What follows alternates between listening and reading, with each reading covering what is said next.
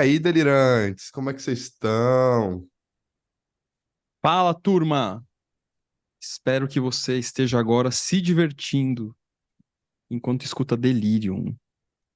Se divertindo. Só daquele recadinho inicial que a gente dá, o Zé continua em viagem, então a gente pode se surpreender com ele aparecendo aqui.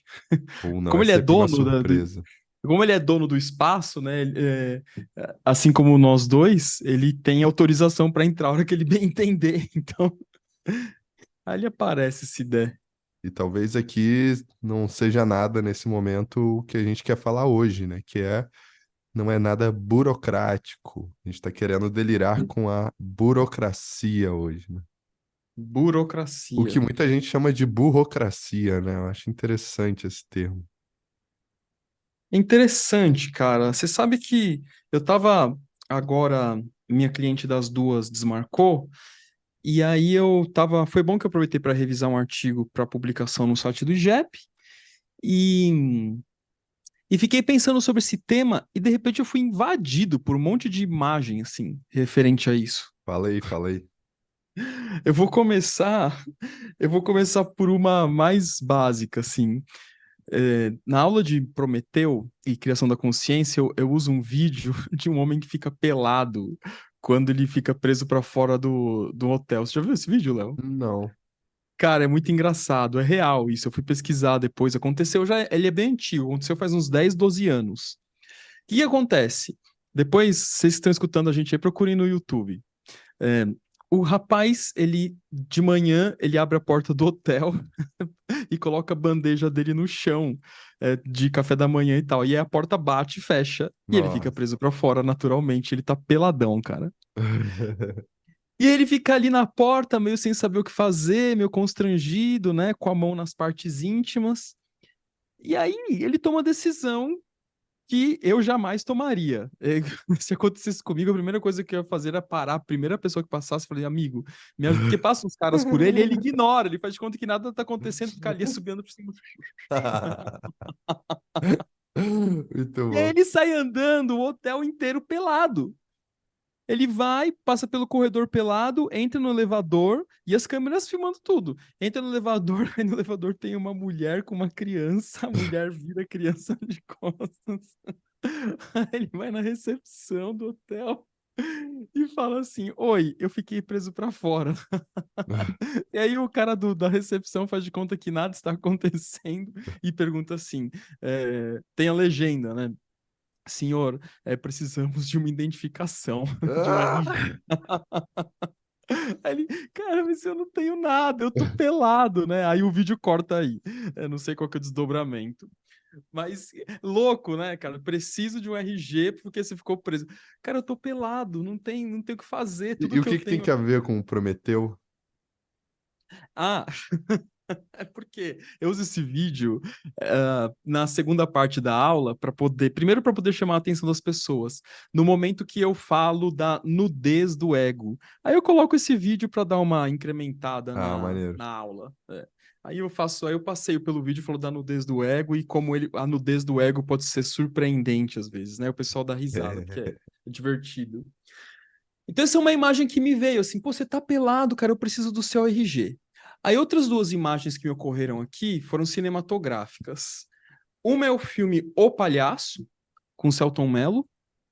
Esse filme é interessante porque ele é um palhaço de circo, que ele toca o circo junto com o pai dele. E num dado momento, ele se apaixona por uma garota, coisa rola, e ele resolve ir atrás dessa garota, resolve sair do circo, arrumar um emprego formal, daí ele descobre que ele tem que ter um RG, tem que ter um documento, e aí ele vai vendo que... E aí esse filme ele é denso até, porque no fim das contas ele vai vendo o quanto ele é palhaço no filme, né, no circo. Ele é um palhaço que faz as pessoas rirem, mas ele é um cara profundamente deprimido, e quando ele tá na vida urbana, ele se torna um palhaço da vida urbana, né? Seguindo o protocolo, seguindo as burocracias. É interessante, né? Pô, maneiro. Você viu esse filme já? O Não, vou Palhaço? procurar. Eu gosto muito de Selton Mello. E É, o é, filme É De interessante. certa forma, quando a gente se depara com uma burocracia, a gente se sente um pouco palhaço, né? Assim. Uhum. Só que eu tô falando só o aspecto sombrio da burocracia. Aí eu vou trazer uma Depois a última gente imagem. fala de uma coisa boa, É, no último mas eu minuto. tenho. Ó, o Zé mandou uma mensagem aqui que não vai conseguir Tudo bem. oficialmente. Um Beleza. abraço para você, José Balestrini. Espero que você nos escute. É, e aí um terceiro filme, ou melhor, uma terceira imagem, um outro filme também, só que esse é em inglês. Se chama Eu, Daniel Blake. Eu vi no Reserva Cultural esse filme. E é a história de um senhor que está num processo de envelhecimento, mas ele precisa fazer grana. Eu achei interessante que esse filme é em inglês e se passa numa realidade da Inglaterra. E aí eu vi esse filme e falei, cara, esse filme tá falando da Inglaterra ou tá falando do Brasil? Porque a gente faz uma imagem, né, que Inglaterra, tudo tá Não tem resolvido lá. nada. Até parece, né? E ele tá no fim da vida, mas ele não tem condição financeira para conseguir se sustentar. Ele precisa trabalhar. Só que aí para trabalhar, ele precisa de algumas autorizações. Essas autorizações não lhe são dadas. Aí ele não consegue trabalhar. Daí ele tem que trabalhar escondido. E aí, cara, aí ele não consegue entrar no sistema de previdência lá em inglês por algumas outras razões. Cara, é angustiante o filme, cara. Angustiante. Mas e ele é um cara super bom, né? Nesse sentido mais popularesco da palavra bom. Um cara bonzinho, ele quer ajudar, ele doa a cesta básica, mas ele não tem nem pra ele, cara. É interessante. Mas ele fica refém das burocracias do sistema inglês, de previdência e afins, né? O que me Então, vem só é o Kafka, né? Que aí tem o processo lá, que é isso, né? Praticamente, não chega a nenhum lugar. A burocracia, na verdade, ela é pensada para chegar num lugar, né? Então vamos passar o pano sim. aqui, né? E o castelo, que também é do Kafka, que também o cara tenta chegar no castelo e não consegue, praticamente. E o. Mas tem um filme que eu gosto muito, e que eu acho que é o momento em que a gente se sente o palhaço, e esse palhaço vem de uma forma sombria e primitiva, que é o filme. Puta, qual que é o nome daquele filme? Que é. Ele é argentino, ganhou prêmio pra cacete. É, que são várias sketches. Você já deve ter visto, Rafa. Você é cinéfilo. Filme qual que é? Em inglês? Ah, não, ele é argentino. Ah, Relatos Relatos Selvagens. Selvagens, isso. Que tem uma das sketches lá, né? O cara sofre de uma burocracia porque o carro dele foi guinchado, né? O Bombita, é o personagem do Ricardo Darín. É muito boa essa cena, né? Tipo, cara, tem que, né? E, e é louco, né? Assim, eu tô pensando aqui, porque assim, nessa sketch, faz tempo que eu não vejo, mas o que me atravessou aqui é o quanto que a burocracia, por ter vários passos, processos para eu chegar em algum lugar, nesses próprios passos tem uma sombra aí, né? Que é uma sombra que é a possibilidade da corrupção, né? É Uhum. a ideia de, não, deixa que eu resolvo aqui, mas, né, a gente pode se ajudar, né? Assim, interessante. E, cara, e você sabe que você que é o cara da etimologia das palavras, você sabe qual que é o significado de burocracia? Burô vem de burro mesmo, né? Que é a ideia de escritório, né? De organização. E cracia é uma forma de governar, né? Não sei se o burro é francês, sei lá, tipo, no francês a gente pode puxar também, né? Então seria a forma de governar diante a processos organizacionais, né? Assim, sabe é Uhum. tipo aquele fluxograma, né? O fluxograma do documento é a burocracia do documento, né? O cara Uhum. tem ali o documento que tem que ser avaliado por X pessoa, que tem que ser supervisionado por outra pessoa, que tem que chegar no não sei o quem lá, e aí tem que fazer qual que é o nome? A auditoria, e para voltar e deixar fluir, né? Assim, eu acho que é isso, né? Não sei, pode ser uma viagem Mas minha. é isso, a palavra burocracia, ela une um vocábulo francês e um vocábulo em latim, né? Mesmo cracia de burocracia é o cracia do democracia, por exemplo. Então, cara, outras imagens que me ocorrem aqui, porque a maneira como eu apresentei no começo, e como você falou também, toda burocracia, a palavra burocracia parece que em si ela traz algo de ruim, algo de pejorativo. A gente pensa em burocracia, a gente pensa em sofrimento, pensa em processo, dispêndio de energia, mas, originalmente, a burocracia nasce com uma espécie de tentativa de organização. Eu diria É, que a burocracia, ela é um produto da união entre o pensamento e a sensação, né, se for pensar aqui em tipologia. E aí tem um livro que é muito interessante, é verdade. que eu me... eu gostei bastante da leitura dele. É claro que tem um aspecto muito, muito individual, pelo fato de eu ter gostado, que se chama Meus Anos com a General Motors, o nome do livro. Ele foi escrito pelo Alfred Sloan. O Alfred Sloan foi um sujeito, um burocrata, mas, para além disso, ele ficou à frente da General Motors por 56 anos da vida dele. Não, à frente não, desculpa, não exatamente à frente, mas ele participou de maneira executiva em cargos altos da General Motors por 56 anos. Desses 56, um 30 e tantos sendo o mais alto. Ou presidente da companhia globalmente falando, ou presidente do conselho de administração. E esse cara, é, olhando para a perspectiva mercadológica, a gente pode concordar ou não, ele foi genial. Ele foi genial. Muitas coisas que a gente vê hoje nas grandes empresas têm dedo desse cara, e não importa o segmento. Uma das coisas que, por exemplo, uma coisa básica, todos os carros que existem na atualidade, todos, inclusive os elétricos, a, a origem parte da cabeça desse cara. Ele que transformou o carro no que a gente conhece hoje, que transformou o carro. Antes o carro parecia uma carruagem. Depois ele transformou o carro nessa ideia de entre-eixos. Então você pega o carro mais moderno da galáxia, ele tem essa roda no entre-eixos. E isso foi pensado por Alfred Sloan de alguma forma. Isso é só um exemplo. E fora tudo isso, todo o sistema de contabilidade foi pensado por ele. Gente, vamos lá. Quando eu falo pensado por ele, não foi por ele literalmente. É um cara que ele era um executivo, né? Ele trazia gente para pensar isso junto com ele. Ele vai descobrindo. O lance do carro, ele descobre um designer no interior de sei lá onde, traz o cara para ser desenhista dele. E ele vai construindo, né? Como um líder, ele vai construindo isso. E que do ponto de vista de business, dá muito certo. Eu já vi isso que a General Motors foi campeã de vendas de automóveis globalmente falando por 72 anos consecutivos. Cacete. Pois é. E aí depois foi alternando Toyota, Volks e GM nunca mais voltou. Depois da crise de 2010, mais ou menos, aí a coisa ficou complicada.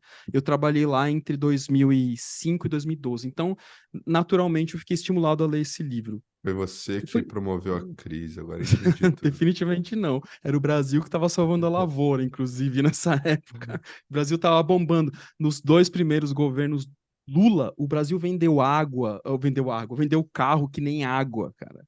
Era Deu muito água caro. que nem carro também. Tô brincando. Vendeu água que nem carro. Água a preço de carro. Mas não, não, isso foi hoje, né?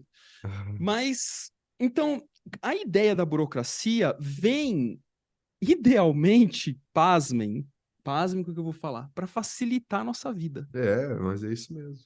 Um dos caras que mais estudou a burocracia e que chamam ele de pai da administração é um cara que a gente estuda muito também aqui, é, na psicologia, na sociologia, em tudo isso, que se chama Max Weber, né?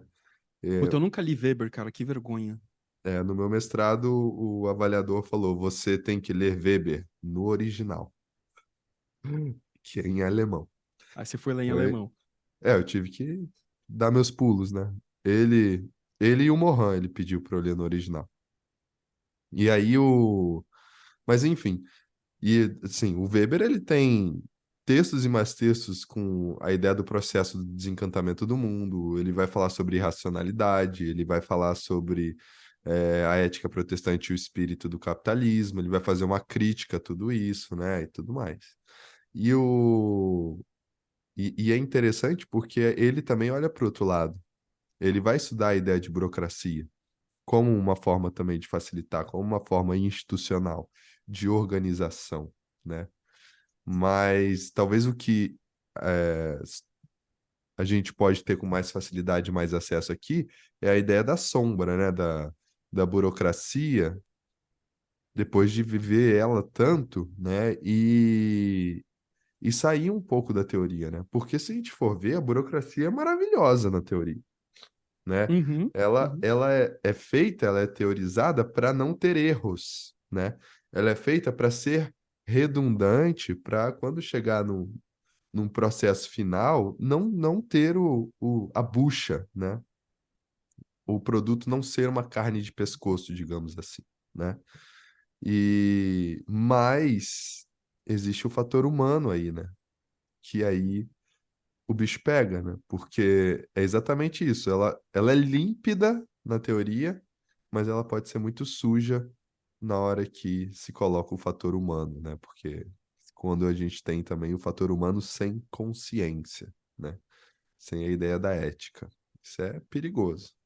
Cara, vou fazer acho que um certo contraponto a essa ideia do fator humano. Eu concordo com o que você está falando, mas um autor francês que pesquisa relações de trabalho no campo sociológico, ele é um psicanalista, o que é o Christophe Dejour. Não tem nada a ver com a psicologia junguiana, mas acho que é um autor que qualquer pessoa que investiga esse campo do trabalho, no campo psíquico, tem que ler o Dejour, que ele é um cara muito interessante. E ele tem um livro que se chama O Fator Humano. E ele inverte essa sua lógica. Você falou assim, tem um fator humano que traz a sombra. Eu concordo. Mas ele vai dizer o seguinte, que, na verdade, o fator humano é que corrige o que não está dando certo na burocracia. Ele fala assim, cara, as Isso é coisas quando... legal. Mas a sombra serve para isso. A sombra ilumina também, né? É esse o Sim, grande lance, né? É isso ele mesmo. fala assim, cara, quando você tenta rigorosamente transformar o sujeito num sujeito autômato, é, você está matando a capacidade dele de corrigir os problemas que a automação não responde, né? Não consegue resolver. É interessante essa perspectiva dele. Cara, e esse livro É a dele é difícil pra doença e a caramba, cara. cura ao mesmo tempo, né? Isso que é muito legal. Exatamente. Exatamente. Haja visto o clássico Tempos Modernos, né, do Charlie Chaplin. Esse filme é Exatamente. muito bom. Mas então é louco, né, que a burocracia vem para tentar salvar a gente, mas coloca a gente nesse limbo. É. E também pode ser uma forma de exercitar nossa paciência, né? Às vezes a gente quer ser tão produtivo, tão acelerado, que também às vezes não respeita os processos, né? Talvez exista uma burocracia, da vida, né? Assim, dos processos da vida. Eu vejo muita gente que eu também, né? A gente se vê em meio ao caos, né? Quem sugeriu burocracia hoje, gente, fui eu, porque eu estava vivendo um processo aí de mudança de apartamento, eu vou me mudar, porque esse apartamento aqui não tem elevador, e com a Olga vindo, a minha filha, né? Vindo o nome dela é Olga, não sei se eu falei aqui Eu já antes. sabia, eu já sabia. É, a gente quer um elevador, né? Porque, pô, imagina, carrinho e tudo mais, né? Tem todo um processo burocrático também para ter um filho, né? Nesse sentido. Sem dúvida. E que é bom, porque vai dar ordem, né? De alguma forma. Com o elevador, o processo burocrático de ter um filho não seria tão eficaz. Então, a gente resolveu fazer outro processo burocrático, que seria alugar um apartamento, para que esse processo burocrático de criar um filho, né? A viagem, Hum. fique mais facilitado. Então, assim, aí eu falei, eu tava falando com os meninos aqui, os meninos do Delírio, e falei, vamos falar de burocracia porque, meu, eu não tô aguentando mais. E assim, o apartamento que eu aluguei, que agora saiu, graças a Deus, daqui a pouco eu vou pegar a chave, tava num processo de burocrático praticamente, porque, pasmem os senhores, o dono desse apartamento, né, tem divide, né, a posse desse apartamento com 11 irmãos. Meu Então, Deus. então até passar por cada um, concordar com cada um, né, e voltar, né, e por aí vai, é um processo tenso, assim, né, tenso. Mas no final das contas deu certo, né? Então, só que isso estressa, né? Porque a gente teve um dia aí que a gente ia ter que entregar o apartamento que a gente está morando hoje no dia 15 e não tinha um apartamento garantido ainda para o dia 15, né? Que Então, desespero, cara. a Olga quase virou moradora de rua, né? Ah, no começo da vida. É. Mas enfim, a gente conseguiu, desenrolou, vamos ter um teto aí mais para frente, daqui às próximas semanas a gente vai se mudar. Espero que o processo burocrático da mudança seja tranquilo também, né? Uhum. Cara, você sabe que essa, ainda sobre apartamento, né? A, a gente usou o FGTS da Clau para poder abater o valor do financiamento do nosso apartamento, né? E aí você dá um aporte lá e, enfim, reduz a parcela ou reduz o tempo, enfim. No nosso caso, a gente escolheu reduzir a parcela porque seria mais benéfico para nós. E o pagamento, ele é debitado automaticamente da minha conta corrente, a parcela. E aí, beleza. A gente fez o aporte, saiu o valor novo já da parcela atualizado, bastante reduzido. E aí debitou da minha conta, mas aí o banco estornou o valor para minha conta. Aí eu liguei lá, eu falei, olha, eu debitou o valor, tá tudo bem, que bom que debitou, mas estornou. Aí o menino falou assim, senhora, é porque o valor não tinha sido atualizado ainda, então como o senhor pagou a maior, o banco devolveu para você. Eu falei, mas eu não paguei a maior, eu já paguei o valor novo. Aí o menino parou assim, senhora, então eu não sei dizer o que aconteceu.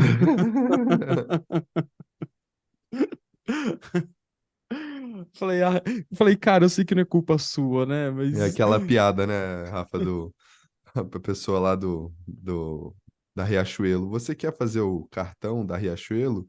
E aí a pessoa fala, quero. E pronto, bugou, né, a pessoa. Porque é sempre um não, né, o cartão da Riachuelo. É mais ou menos isso. Aí ele falou: eu posso mandar um boleto por e-mail para você pagar essa parcela. Eu falei, por favor. Eu falei, mas você tem certeza que não vai ser debitado duas vezes da minha conta? Ele falou, não, senhor, pode ficar tranquilo. Eu falei, tá bom. Eu falei, mas você sabe que. Mas você não sabe que erro foi isso? Não, senhor, não consigo te dizer. Eu falei, beleza. O importante é pagar e eu não ficar em débito com o banco, que os juros são muito altos, né? Burocracias, né, cara, que a gente vai sendo atravessado pela vida cotidiana. E É, agora é interessante isso, porque revela uma sombra quando eu trouxe a ideia de que a burocracia aparece. Uma imagem que eu estou fazendo aqui, né, da junção do pensamento e da sensação, é exatamente aquela que nega o sentimento e a intuição. verdade. É, assim, a burocracia, ela é anti-intuitiva, né? Então Totalmente, totalmente. ela chega a ser paranoica, né? Porque, e aí eu acho que esse é o grande problema, né? Quanto mais paranoica essa burocracia for, mais processos vão ter para salvaguardar essa paranoia, né? As eminências, as intercorrências que podem acontecer, né? O Uhum. problema é que aí a gente cai no Kafka, né? Não vai chegar nunca em nenhum lugar. Talvez tenha que existir uma certa fé também, né? Não sei. O que você acha disso? Tem que existir uma certa fé, mas ao mesmo tempo tem que existir uma certa organização burocrática. A grande questão, como a gente sempre discute aqui, é a unilateralidade da coisa. É a unilateralidade da coisa. Quantos filmes que a gente assiste, além desses que eu mencionei, que as coisas tendem a ser resolvidas somente pela perspectiva unilateralizada, concretista, dura, que não leva em consideração outras coisas ali e que também estão dentro de um campo lógico, porque é muito louco isso. Quando a gente fala de lógica, dá a impressão que lógica é só uma coisa que pertence ao pensamento. Não, gente, o sentimento também é lógico. Uma pessoa que perdeu uma casa, eu vi alguma coisa hoje, eu não li a reportagem, mas eu vi alguma coisa referente às enchentes de Lajeado, aí no seu estado, né? Rio Grande do Sul. Que o prefeito batendo boca com as pessoas, dizendo que elas tinham que sair do abrigo. Cara, é uma coisa lógica saber que as pessoas, se elas não têm casa para morar, elas têm que ficar num abrigo. É lógico isso. E para além dessa lógica, tem a lógica do sentimento. Será que esse prefeito realmente acha que as pessoas estão em condições emocionais de debaterem a saída de um abrigo? Ou seja, a partir de um pressuposto que eu não sei. Eu imagino que talvez o pressuposto desse sujeito, de novo, eu não li a reportagem, eu estou fantasiando à vontade aqui. Mas o pressuposto de que assim, olha, porque se ficar no abrigo vai aumentar o custo da prefeitura. Afinal de contas, não pode aumentar o custo. Mas e a dor dessas pessoas? Como você calcula elas em valor Exatamente, é. financeiro? Né? Então, aí que essa sombra vai se E isso fazendo presente, né, a cara? gente pode averiguar, por exemplo, no caso é, de violência sexual, né? Por exemplo, tem vários passos realmente que são importantes, né? Para a mulher denunciar, etc, etc, etc, né? Para o indivíduo denunciar como um todo, e até violência em geral, mas muitas vezes perde-se esse fator do sentimento, do sujeito, né? Assim, não, descreva aqui como que foi, o que que estava fazendo, né? Vamos te examinar para saber realmente se foi, e a coisa vai ficando, né, cada vez mais um racionalismo cético, né? E esquece da subjetividade, esquece desse indivíduo, né? Assim, é duro, né? É uma É, coisa. É, é o que o próprio Weber chama, né? O Weber vai chamar isso de a jaula de aço, né? Só que nós estamos nessa jaula de aço do racionalismo, né? E do produtivismo e dessa coisa fria que não considera a nossa subjetividade, né? Até na medicina. A gente chega lá, o médico quer te atender em 10 minutos, 5 minutos, né? É um processo burocrático para ele, porque vai falar a doença, você vai falar o que você está sentindo, ele não olha para sua cara e beleza, toma o remédio e vai embora. Se não curar em uma semana, você volta, né? É, e a gente perde o sujeito nessa brincadeira, assim, né? E, e aí, onde a gente fica nessa parada toda? Cadê o sentimento disso tudo, né? Não pode surgir, não pode vir, né, nesse sentido? Até no processo intuitivo, às vezes o cara passa todos os sintomas e vem uma intuição do médico e fala, a gente tem que investigar essa outra coisa. Não faz isso, né? Porque tá lá na lógica, na sensação, no que tá vendo, na concretude, né? Por isso que às vezes o povo fala que o médico de família, né, aquele de 50 anos atrás, que tem 120 anos, né, e que consultório de madeira, sabe? da É, hora. que dá aquele remédio que ele tá guardado naquele armário de vidro, sabe? É o que funciona, porque o cara tá meio que usando tudo ali, assim, né?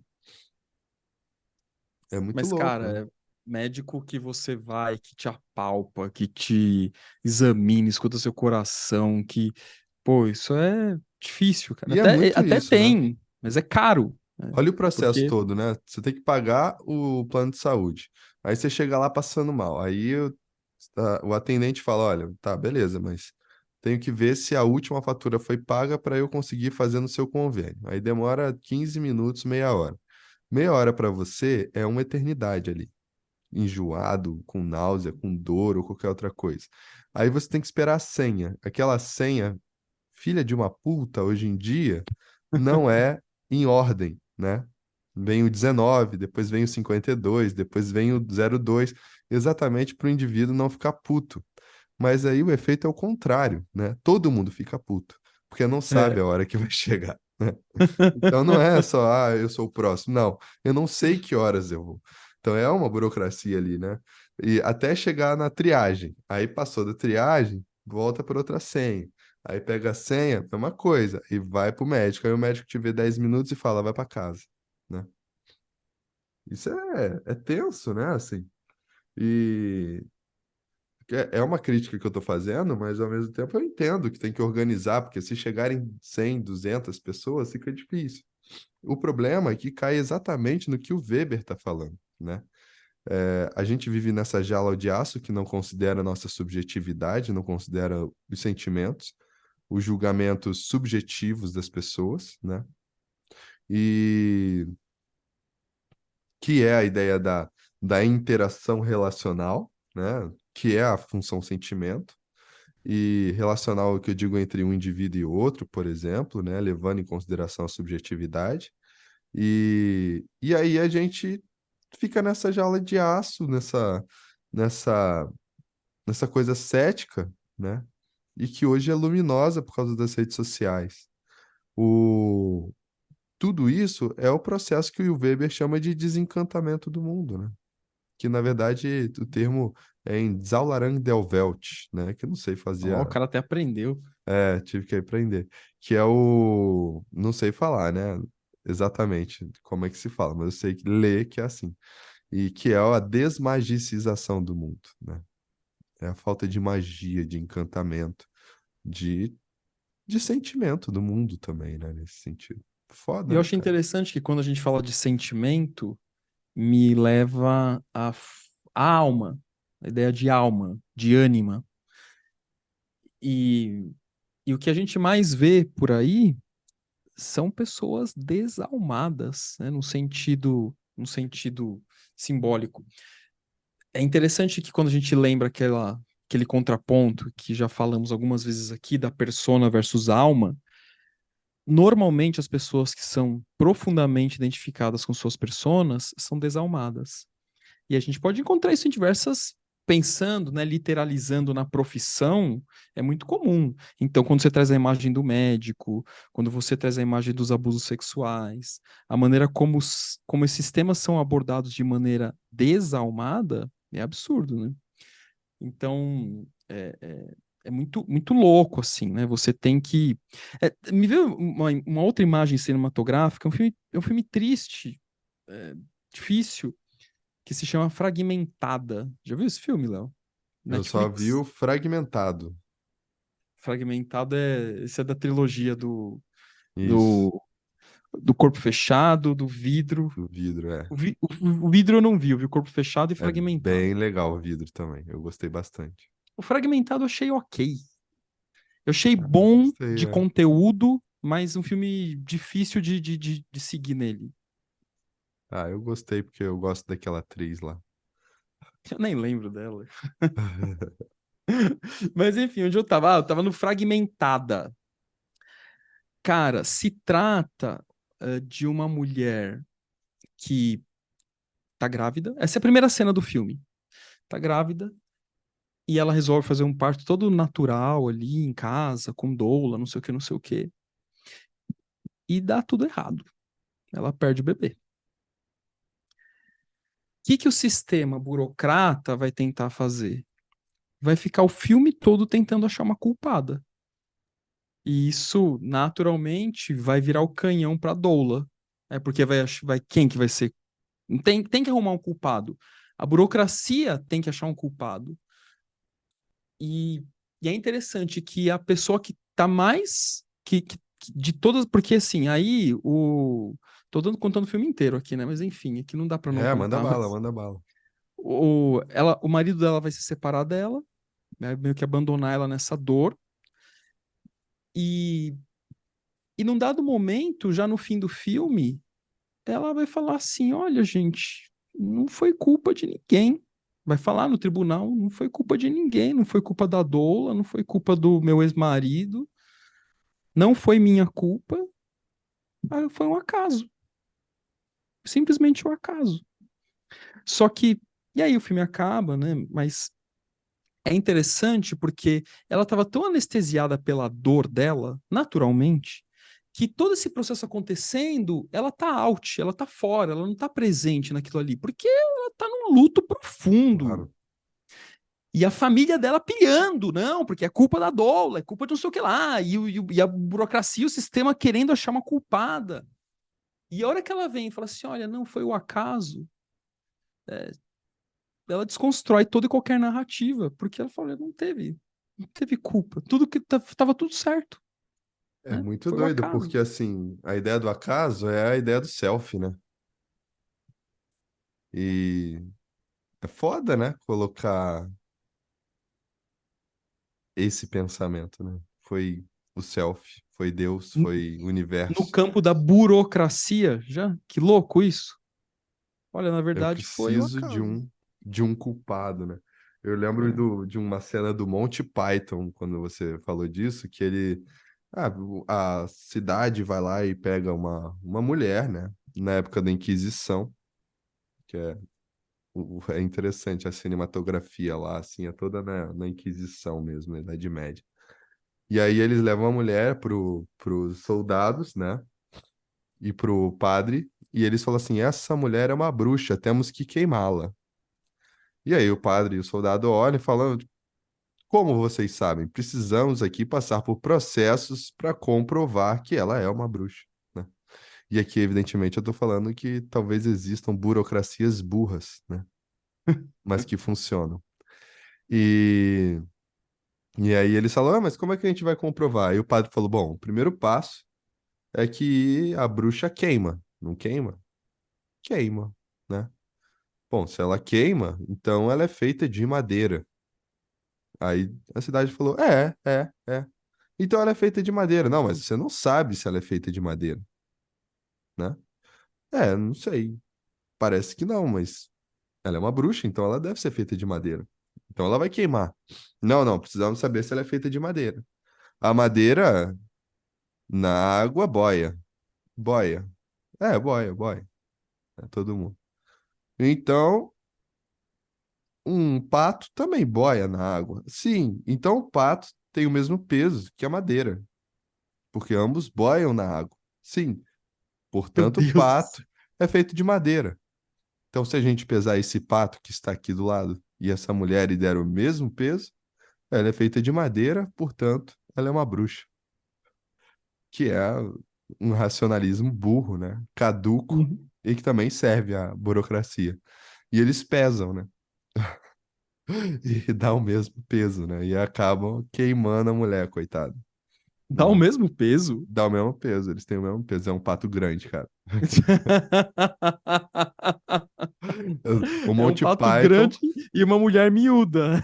cara, o Monty Python é a origem do Cacete Planeta aqui no Brasil, né? Então, é assim, cara, eu acho. Hoje em dia, muita gente não entende como crítica, né? Mas não conseguem ver filmes, né? Como se fosse uma crítica, mas o Monty Python era isso, né? Ele estava criticando esse racionalismo caduco que existe muitas vezes, né?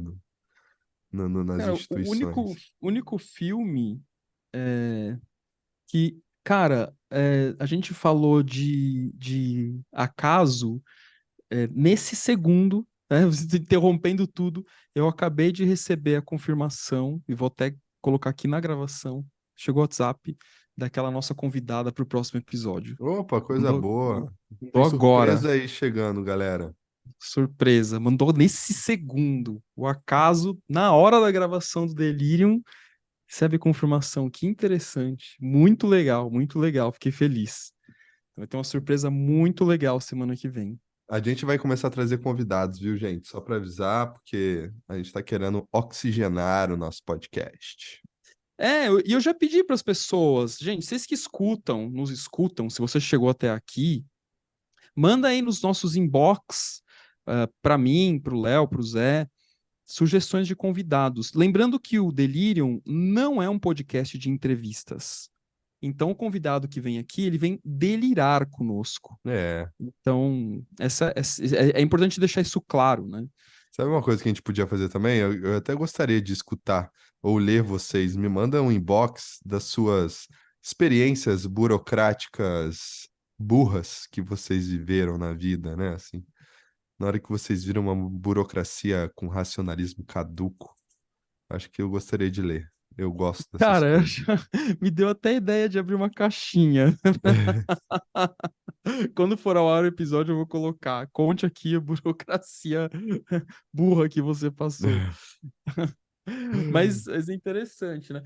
Mas voltando eu ia falar na vida de Brian, que no único filme do Monty Python que eu vi foi a vida de Brian, que eu era muito, cara, eu era adolescente, então eu não lembro direito. Mas eu sei que é uma sátira de Jesus Cristo, né? Da vida de Eu Jesus acho que Cristo. é aí que tem, acho que é na vida de Brian que tem essa sketch aí. Agora eu não sei. Da Não, mulher se dele. bem que não deve ser, porque é Inquisição, né? Não tem nada a ver o tempo. Estranho, eu não lembro agora. Acho que não é, não. Mas a vida de Brian também é muito boa, né? É muito boa. Eu era adolescente, cara, eu não lembro de nada. Tem agora um novo seriado chamado Chosen que eu tô a fim de ver. Mas agora também não vi. Você Né? não Daqui a gosta de pouco você. seriado? Não, daqui a pouco você vai ver, cara, Mundo Bita. Bom dia, o sol já nasceu lá na fazendinha. Ah, moleque. Ah, é legal o Mundo Bita, Eu cara. já tô cantando isso pra Gabriela. Ah, é? Já. Não tem jeito, né? Ela deve ter ficado do pé da fita. Nada, velho. A gente tá no clima, né? Tá no clima. Tira onda. Bora lá, Rafa. Eu tenho que ir lá. Beleza, é isso aí, gente. Se cuidem. Até semana que vem. Força, Força. muita luz aí nas burocracias. Muita luz e paciência, que a vida é assim. A vida é assim. Valeu. Abraço.